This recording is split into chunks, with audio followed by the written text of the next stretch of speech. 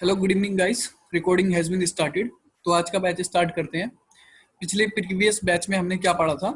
हमने फंक्शन को इम्प्लीमेंट करना सीखा था और उसके दो तरीके सीखे थे। और टोटल कितने अप्रोच होती है फंक्शन की? 4 अप्रोच होती है। कि जो हमारा फंक्शन है वो कुछ भी रिटर्न ना करे, तो वॉइड, ठीक है, और कोई भी पैरामीटर एक्सेप्ट ना करे, ठीक है। तो कोई भी पैरामीटर एक्सेप्ट ना करे। देन उसके बाद दूसरी अप्रोच क्या होती है कि हमारा फंक्शन कुछ भी रिटर्न ना करे बट पैरामीटर ले, ठीक है, वन और मोर देन वन, ठीक है, और मोर देन वन, ठीक है। देन उसके बाद एक फंक्शन ऐसा हो सकता है जो आपको क्या करे, वैल्यू रिटर्न करे। तो वैल्यू कितनी रिटर्न करेगा? एक ही रिटर्न करेगा। वो किसी भी टाइप की हो सकती है पर एक ही वैल्यू रिटर्न करेगा और पैरामीटर कोई भी ना ले, ठीक है। और एक फंक्शन क्या देखा था हमने कि वैल्यू रिटर्न करे और पैरामीटर भी ले। तो पैरामीटर कितना लेगा? वन और मोर लेगा, ठीक है, वन और मोर, ठीक है। अब देखिए यहाँ पर जो है मैंने ये आपके सामने ये मेंशन कर दिया 4 तरीके की जो अप्रोच थी। इसमें से हमने कौन कौन सी अप्रोच पढ़ ली थी? इसमें से हमने फर्स्ट अप्रोच और थर्ड अप्रोच को पढ़ लिया था कि हमें एक ऐसा फंक्शन बनाना है सम के लिए जिसमें क्या होगा कि जो हमारा फंक्शन है ना तो कोई वैल्यू रिटर्न करेगा और ना ही कोई पैरामीटर लेगा। तो ये हो गई फर्स्ट अप्रोच, ठीक है। और एक सेकंड अप्रोच हमने क्या पढ़ी थी जो कि थर्ड मेथड को अप्लाई करती है कि वैल्यू रिटर्न करेगा। तो वैल्यू रिटर्न किस तरीके करेगा? इंटीजर, और कोई भी वैल्यू नहीं लेगा, ठीक है। तो कोई भी वैल्यू नहीं लेगा तो ये वैल्यू हमारी ये हो गई, ठीक है ना। मतलब कोई भी पैरामीटर नहीं लेगा तो ये नल पैरामीटर, मतलब वॉइड, कुछ भी नहीं ले रहा है। नल नहीं बोल सकते क्योंकि नल भी एक वैल्यू से स्पेसिफाई की जाती है, उसको बाद में डिस्कशन करेंगे। अब देखिए यहाँ पर अब हमारे पास दो पैरामीटर बचे हैं। हमारे पास दो पैरामीटर कह रहा हूँ, दो मेथड बचे हैं। पहला जो तरीका है, सेकंड जो अप्रोच है वो क्या है? रिटर्न टाइप वॉइड और पैरामीटर एक्सेप्ट करे। एक अप्रोच क्या है कि रिटर्न भी दे वैल्यू और पैरामीटर भी ले। तो बताइए पहले कौन सा पढ़ाऊं, सेकंड या फोर्थ? बताइए, सेकंड अप्रोच या फोर्थ अप्रोच? Okay, fourth.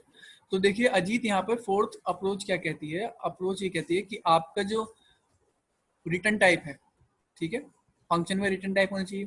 तो जब आप सम और उसमें आप फंक्शन में वैल्यू भी पास कर सकते हो, तो आपको इसमें रीड करने की जरूरत नहीं जिन पे आप ऑपरेशन परफॉर्म कर रहे हो, ठीक है।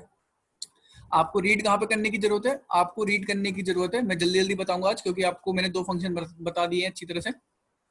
तो आपको मेन फंक्शन में वैल्यू को रीड करना होगा क्योंकि आप यहाँ से वैल्यू पास करेंगे, ठीक है। मैंने num1 num2 की वैल्यू पास करी यहाँ से। देन उसके बाद एक रिजल्ट नाम का वेरिएबल बना लिया। यहाँ पे क्या किया? num1 और num2 को रीड कर लिया। देन उसके बाद अब मुझे क्या परफॉर्म करना है? सम परफॉर्म करना है। और सम जो भी आएगा वो मुझे किस में असाइन कर देना? रिजल्ट में। मैंने आपको बता दिया था कि फंक्शन कॉल कैसे होता है और वैल्यू कैसे आती है। सेम मैंने सारा प्रोसेस बता दिया। एग्जीक्यूशन में से बार बार नहीं समझाऊंगा। आपने अगर नहीं मतलब अगर आपने नहीं अटेंड किया उस लेक्चर को तो प्लीज प्रीवियस वीडियो को देख लीजिएगा, ठीक है, प्रीवियस वीडियोस को। यहाँ पे देखिए रिजल्ट असाइनमेंट ऑपरेटर में लिखा और मैं लिखा कोड डॉट, ठीक है, कोड डॉट सम नाम का फंक्शन लिखा। तो सम जो भी मुझे वैल्यू रिटर्न कर रहा होगा वो यहाँ पर रिजल्ट में चली जाएगी। और सम फंक्शन को दो वैल्यू पास करनी है कि वो सम क्या करेगा। देखिए यहाँ पे जो फोर्थ मेथड है क्या कहता है? फोर्थ मेथड ये कहता है कि रिटर्न टाइप क्या होगा? एक रिटर्न टाइप होगा। तो रिटर्न टाइप इंटीजर हो गया। अभी पैरामीटर डिसाइड करेंगे, डोंट वरी। तो इंटीजर हो गया रिटर्न टाइप। तो जो इंटीजर वैल्यू जो भी ये फंक्शन रिटर्न कर रहा होगा, मान लीजिए 20 रिटर्न कर रहा है, 30 रिटर्न कर रहा है, तो 20 या 30 जो भी रिटर्न हो रही है वैल्यू, 20 या 30 जो भी वैल्यू रिटर्न हो रही है वो किस में जा रही है? वो चली जा रही है रिजल्ट नाम के वेरिएबल में, ठीक है। और रिजल्ट को हम क्या कर देंगे? सम इज रिजल्ट, हम रिजल्ट को प्रिंट कर देंगे। बट जो सम होगा वो तो हमें वैल्यू पास करनी होगी ना फंक्शन को। अगर हम डायनेमिकली क्या में सम चाहते हैं तो यहाँ पे मुझे वैल्यू पास करनी होगी। तो मैंने यहाँ पे लिखा num1, ठीक है। देन उसके बाद लिखा यहाँ पे num2। यहाँ पे मैंने दो वैल्यू पास कर दी, ठीक है। अभी मैं समझाऊंगा कि ये वैल्यू कैसे पास हो रही है, डोंट वरी। अब यहाँ पे जो मैंने वैल्यू पास करी है उसके लिए आपको क्या करना होगा? जहाँ पे आपने फंक्शन बनाया सम नाम का, वहां पे आपको वैल्यू एक्सेप्ट भी करनी होगी। आपको ये वैल्यू क्या करनी होगी? एक्सेप्ट भी करनी होगी। तो इन वैल्यू को एक्सेप्ट क्या करेंगे? देखिए यहाँ पे नंबर लिखा है आपने, तो नंबर मतलब ये नहीं कि वेरिएबल वहां पे जा रहा है, ये बात ध्यान रखिएगा। नंबर ये नहीं, यहाँ पे जो है मैंने लिखा है नंबर। तो नंबर ये नहीं कि जो फंक्शन में जो हम पास कर रहे हैं वेरिएबल पास कर रहे हैं, नहीं, हम वेरिएबल की वैल्यू को पास कर रहे हैं। एक्चुअल में जब हम फंक्शन को पैरामीटर पास करते हैं तो पैरामीटर दो तरह का होता है, ठीक है, मतलब फंक्शन जो कॉलिंग होती है, पैरामीटर नहीं, फंक्शन जो कॉलिंग होती है वो दो तरह की होती है। जो फंक्शन कॉलिंग है ना, ये फंक्शन जो कॉलिंग है ये दो तरह की होती है। पहली अप्रोच जो होती है वो होती है कॉल बाई वैल्यू, ठीक है, और दूसरी अप्रोच होती है call by reference. But Java में कॉल बाई रेफरेंस नहीं होता, सब कुछ क्या होता है, कॉल बाई वैल्यू ही होता है, ठीक है। बट आपको जब आप ऑब्जेक्ट पढ़ेंगे तब आपको थोड़ा सा एक आइडिया मिलेगा कि यहाँ पे कॉल बाई रेफरेंस भी काम कर रहा है, ठीक है। तो मैं आपको तभी समझाऊंगा ये चीज कैसे काम करती है। सी लैंग्वेज में या सी प्लस प्लस लैंग्वेज में दो अप्रोच होती है। प्रिमिटिव डाटा टाइप पे फंक्शन जब मेथड कॉल करते हैं हम, तो उसमें क्या होता है, call by value, call by reference. But Java में कॉल बाई रेफरेंस सपोर्ट नहीं करता, ओनली कॉल बाई वैल्यू ही होता है। मतलब जो वेरिएबल के अंदर वैल्यू है वही पास होगी, ठीक है। अब देखिए यहाँ पर जो है num1 लिखा हुआ है, तो num1 की वैल्यू मान लीजिए 10 आई है, तो इसका मतलब यहाँ पे लिखा 10, और num2 की वैल्यू आपने कीबोर्ड से डाली 25, तो इसका मतलब लिखा हुआ 25। तो पहला पैरामीटर जा रहा है 10 और दूसरा जा रहा है 25, तो दोनों इंटीजर वैल्यू है। तो मुझे जब ये वैल्यू यहाँ से जा रही है तो सम नाम के वेरिएबल में मुझे यहाँ पे एक ऐसा वेरिएबल बनाना, सम नाम के फंक्शन में एक ऐसा वेरिएबल बनाना होगा जो इन वैल्यू का एक्सेप्ट करे। तो पहली वैल्यू किस तरह की आ रही है, देखिए इंटीजर, तो यहाँ पे पहला वेरिएबल बनाना पड़ेगा किसकी वजह से, इंटीजर की वजह से। तो मैंने इंट लिखा और एक ए नाम का वेरिएबल बना लिया। फिर उसके बाद कोमा, क्योंकि दो पैरामीटर लेने हैं, तो कोमा स्पेस देना तो दीजिए, नहीं देना तो मत दीजिए, ठीक। मैंने स्पेस इसलिए दे दिया ताकि आपको रीडेबिलिटी अच्छी हो जाए। देन उसके बाद इंट लिखा, दूसरा पैरामीटर बी। तो मैंने इस फंक्शन में दो वेरिएबल बना लिए हैं, एक इंट की मदद से ए नाम का और एक इंट की मदद से बी नाम का। पॉइंट के लिए एक इंट की मदद से ए नाम का और एक इंट की मदद से बी नाम का, ठीक है। तो ए और बी की जो भी वैल्यू आ रही है वो मैं यहाँ से रिटर्न कर दे रहा हूँ। मैंने लिखा ए प्लस में बी। तो ये आपका सिंपल सा प्रोग्राम है जो आपको सम करके दे रहा है। अभी कुछ स्टूडेंट के समझ में आ गया होगा कि कैसे वर्क कर रहा है, कुछ के नहीं आया होगा, तो अभी मैं समझा देता हूँ, एक्सप्लेन कर देता हूँ, ठीक है। ये है हमारा फोर्थ अप्रोच, ठीक है। अब देखिए सिंपल में जल्दी जल्दी से समझाऊंगा आपको, मैं ज्यादा डेप्थ में जाऊंगा कि एग्जीक्यूशन ऐसे जा रहा है फिर वहां से आ रहा है, ठीक है। तो देखिए यहाँ से हम आए, एंटर, फर्स्ट लाइन स्कैनर की में से बन गया वेरिएबल। देन उसके बाद हमने तीन वेरिएबल बनाए, num1 num2 num और एक रिजल्ट नाम से। तो हमारे तीन वेरिएबल बन गए, ठीक है। तो num1 की वैल्यू क्या है, num1 की वैल्यू है अभी कुछ भी नहीं है, ना ही num2 की वैल्यू है ना ही रिजल्ट की वैल्यू कोई भी। देन उसके बाद सम पे आए, स्क्रीन पे वैल्यू ये प्रिंट हो गया, enter the value of num1। आपने वैल्यू डाली, बताइए क्या वैल्यू डालू मैं num1 से, एग्जाम्पल के तौर पर हम इसे प्रोग्राम को पैरेलली रन भी कर लेते हैं, ऐसा करते हैं पैरेलली रन भी कर लेते हैं। मैंने इसे रन किया, जावा सी कोड डॉट जावा, ठीक है, कंपाइल, ओके। पंकज से 2 and 5 वैल्यू पुट कीजिए, 2 and 5, ठीक है। तो जावा मैंने लिखा कोड, ठीक है, प्रोग्राम को रन किया, प्रोग्राम रन हो गया। तो देखिए फर्स्ट लाइन ये दिख रहा है, enter the value of number. उसके बाद यहाँ पे हम यहाँ पे वेटिंग कर रहे हैं जब तक वैल्यू इनपुट नहीं हो जाती। तो जैसे मैंने वैल्यू 2 इनपुट करी, 2 इनपुट करने के बाद मैंने एंटर मारा, तो एग्जीक्यूशन कैसे जा रहा है, एग्जीक्यूशन ये हमारा जा रहा है, हाँ। तो ये वैल्यू इनपुट करी, फिर उसके बाद दूसरी लाइन प्रिंट हुई हमारी, enter the value of the num2, console पे दूसरी लाइन प्रिंट हो गई। देन उसके बाद क्या लिखा हुआ है, num2 की वैल्यू, यहाँ पे वो num2 की वैल्यू के लिए वेट कर रहा है, जब तक आप वैल्यू पुट नहीं कर देते इस लाइन का काम कंप्लीट नहीं होगा। तो जैसे आपने वैल्यू पुट करी, मान लीजिए मैं यहाँ पे वैल्यू पुट करता हूँ 5, ठीक है।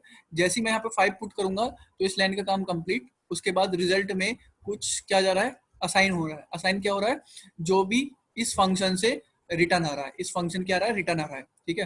तो फंक्शन कॉल हुई, फंक्शन कॉल हुई, ठीक है, फंक्शन कॉल हो गई। तो यहाँ पे देखिए दो पैरामीटर ये फंक्शन एक्सेप्ट करता है, एक और दो। तो जब भी आप इस फंक्शन को कॉल करेंगे तो दो ही पैरामीटर पास करेंगे। अगर आप एक पैरामीटर पास करेंगे तो एरर आ जाएगा, अगर एक भी नहीं करेंगे तो एरर आएगा। तो आपको ध्यान रखना पैरामीटर पास करना है। तो जरूरी नहीं यहाँ पे वेरिएबल लिखे, आप कांस्टेंट भी वैल्यू लिख सकते हैं, जैसे 5 लिख दिया, 10 लिख दिया, कुछ भी आपकी मर्जी है। आपने वेरिएबल लिखा है नंबर, नंबर की वैल्यू क्या है 2, तो 2 का मतलब यहाँ पे लिखा हुआ है 2, और num2 की वैल्यू क्या डालने के लिए बोला था आपने 5, तो num2 की वैल्यू लिखा हुआ है यहाँ पे 5। तो देखिए 2 कौन से नंबर पे लिखा हुआ है बताइए, पहले नंबर पे दूसरे नंबर पे, जल्दी बताइए।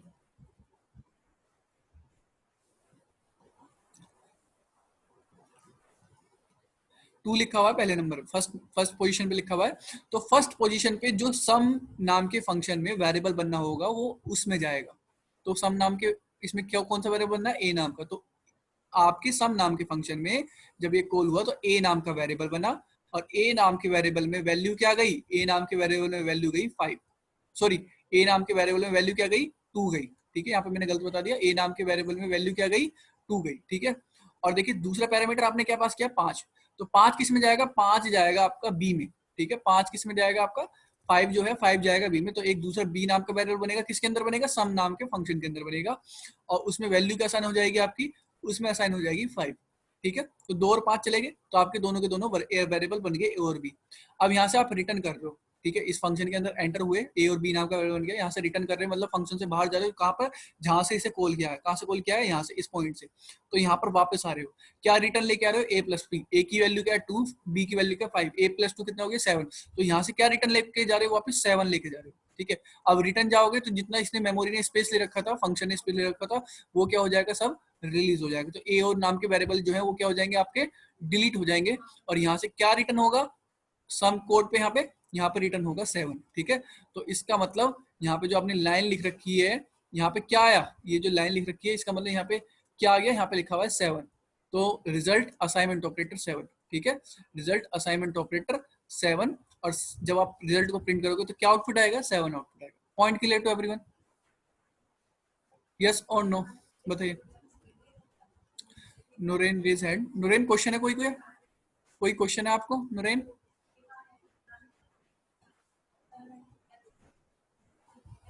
ओके, आपको कुछ बोलना है, आपने रेज हैंड किया था।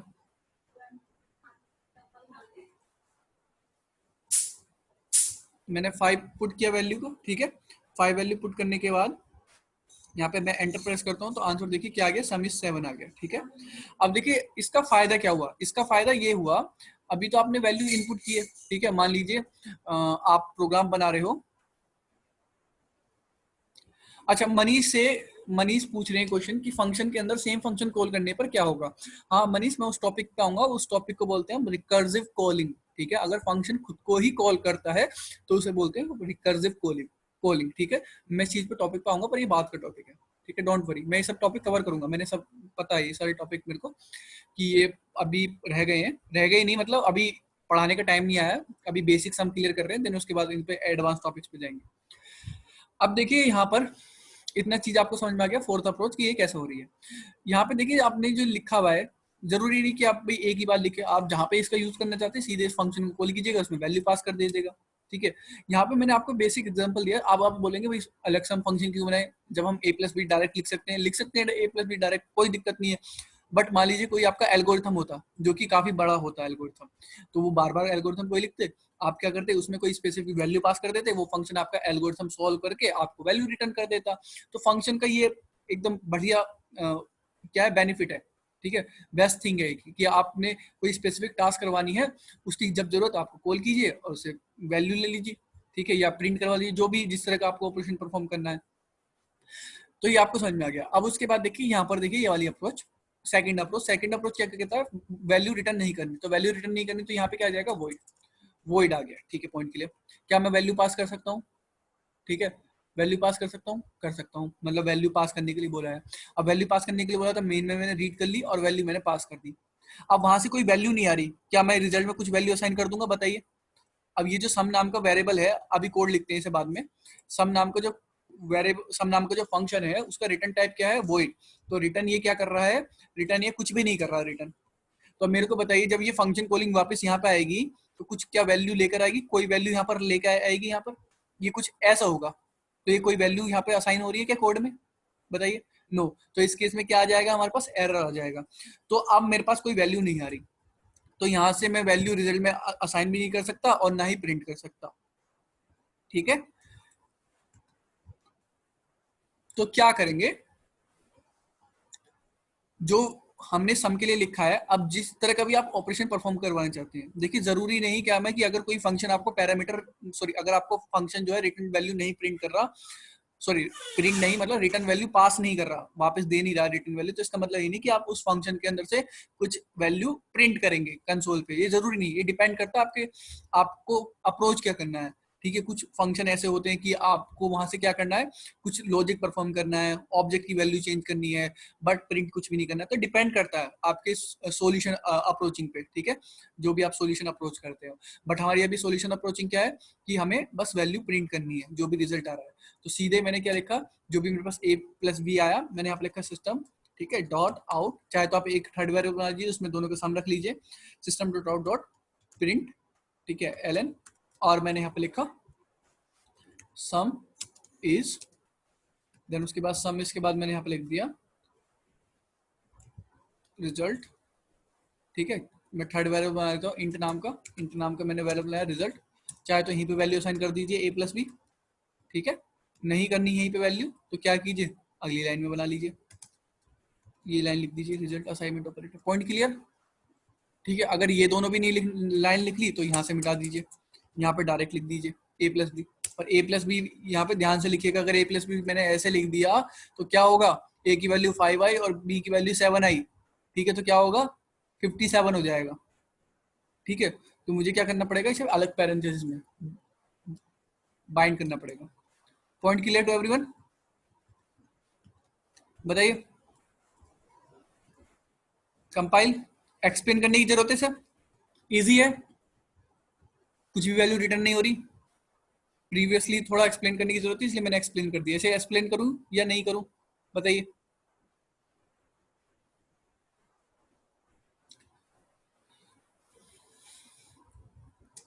कंपाइल जावा कोड, ठीक है। तो देखिए वैल्यू मैंने जस्ट डाली 56, देन उसके बाद 3, तो देखिए आंसर क्या आ गया, 59 आ गया। Point clear.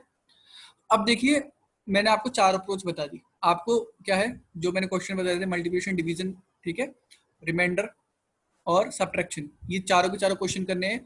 तो 4 इंटू 4 16 क्वेश्चन हो जाते हैं आपके, तो 16 क्वेश्चन आपको अटेम्प्ट करने हैं, आपकी प्रैक्टिस होगी इससे ही, ठीक है। अब देखिए जावा में बहुत सारे कॉन्सेप्ट होते हैं जैसे function overloading, function overriding, but ये चीज अभी मैं नहीं पढ़ाऊंगा क्योंकि एक्चुअल में जब प्रोसीजर प्रोग्रामिंग थी जावा में तो ये शुरू से ही आई है ये चीज, बट जब प्रोसीजर प्रोग्रामिंग थी तो उसमें फंक्शन ओवरलोडिंग नहीं होती थी, ना ही फंक्शन ओवरराइडिंग होती थी। ये कॉन्सेप्ट आया जब ऊप्स का कॉन्सेप्ट आया। अब जो जावा थी वो टोटली आपकी ऊप्स थी, तो इसमें कॉन्सेप्ट है, कहने का मतलब ये है कि अगर इसमें मैं एक और फंक्शन बना देता हूँ जावा के अंदर सेम नाम का, ठीक है, और यहाँ पे कुछ पैरामीटर में चेंज कर देता हूँ तो मुझे एरर नहीं आएगा, बट प्रोसीजर प्रोग्रामिंग में क्या होगा, एरर आ जाएगा, मतलब सेम नाम का फंक्शन आप दोबारा नहीं बना सकते। वहां पे क्या होता है, फंक्शन ओवरलोडिंग का कॉन्सेप्ट नहीं होता है। अब जावा में फंक्शन ओवरलोडिंग का कॉन्सेप्ट होता है, बट इसे पार्ट को हम बाद में पढ़ेंगे जब हम ऑब्जेक्ट के बारे में जानेंगे, क्योंकि तभी ये बेनिफिट है पढ़ना। अब देखिए इतना चीज आपने समझ लिया, अब उसके बाद कुछ चीज पे फोकस करते हैं। मैं आपको कुछ चीज बता रहा हूँ।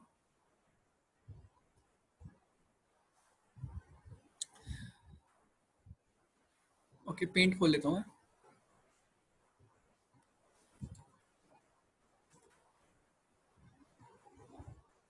देखिए मेमोरी जो होती है, जो मेमोरी होती है वो मेनली, मतलब सबने अपने अपने हिसाब से कैटेगराइज करते हैं, बट प्रोग्राम के हिसाब से जब हम प्रोग्राम बनाते हैं तो प्रोग्राम में जो आपका फंक्शन कॉलिंग होती है वो किस में होती है, बताइए।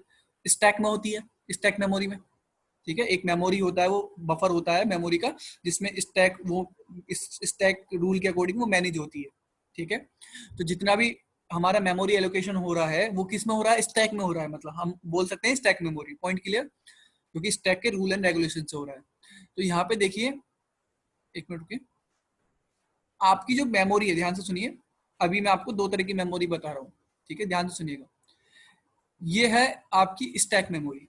स्टैक मेमोरी में क्या होता है, आपके फंक्शन कॉलिंग होते हैं, ठीक है। मान लीजिए मेन फंक्शन लोड हुआ तो मेन के वेरिएबल बने, ठीक है। आपका सम नाम का फंक्शन लोड हुआ तो सम नाम के वेरिएबल सम नाम के फंक्शन के अंदर बने। जब सम आउट हो गया तो जितने भी इसमें वेरिएबल बने थे वो क्या हो गए, रिलीज हो गए, क्या हो गए, रिलीज हो गए, तो डिलीट हो गए। Point clear. अब दूसरी मेमोरी होती है हीप मेमोरी। दूसरी मेमोरी होती है, कौन सी मेमोरी होती है दूसरी, बताइए।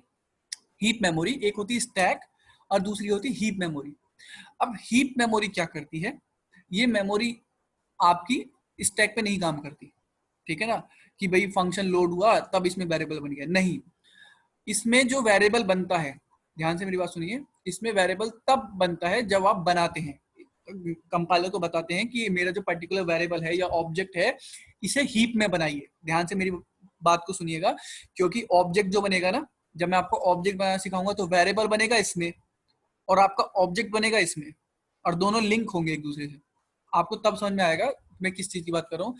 और वो चीज सी या सी प्लस प्लस के बच्चे जो है कोलरेट कर सकते हैं पॉइंटर से थोड़ा बहुत, लिटिल बिट, और वो पॉइंटर होता नहीं है।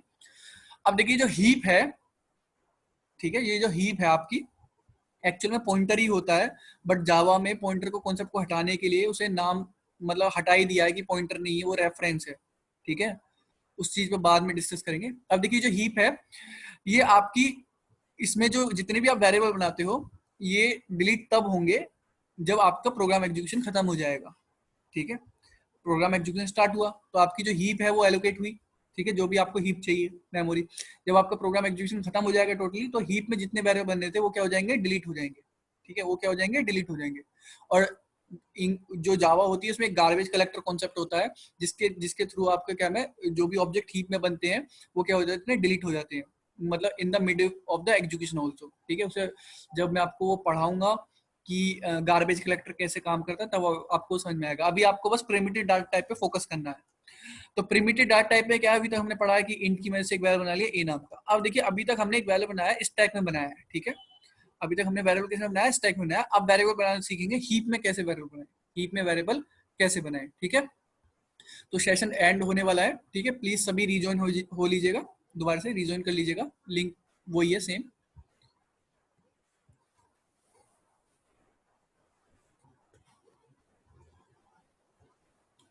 नेक्स्ट सेशन में समझते हैं कि जो आपका वेरिएबल है कैसे हीप में बनेगा और कैसे स्टैक में बनेगा।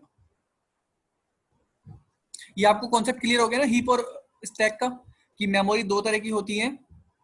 ठीक है,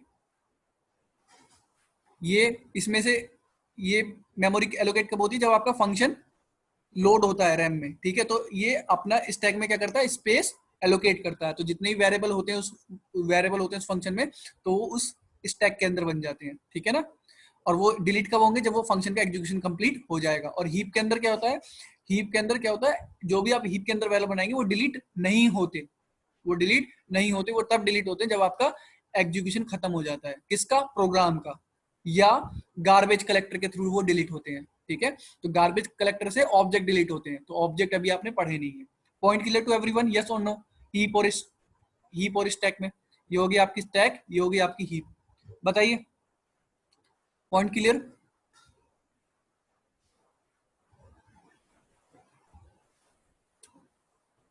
ओके, ओके, पॉइंट क्लियर है सबका। ठीक है, तो नेक्स्ट सेशन में मिलते हैं।